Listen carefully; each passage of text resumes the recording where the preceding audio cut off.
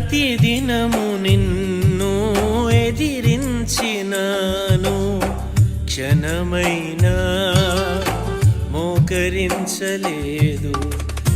అవకాశమున్నా ప్రార్థించలేదు, అవకాశమున్నా ప్రార్థించలేదు.